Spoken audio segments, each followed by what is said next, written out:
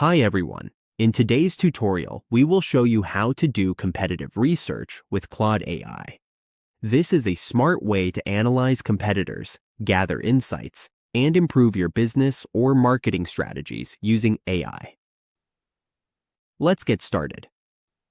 On the Claude AI dashboard, to do competitive research, all we have to do is click New Chat.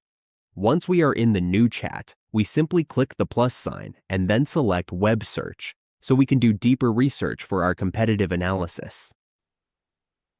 Now, all we need to do is type in our prompt. We can use a sample prompt here to show you how it works. After entering the prompt, we just click Enter and let Claude AI work through the research.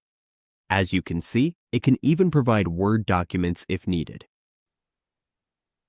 Once we are happy and satisfied with the answer, we can copy the response and use it right away. And that's how we do competitive research with Claude AI. With this approach, we can save time, uncover valuable insights, and stay ahead of the competition.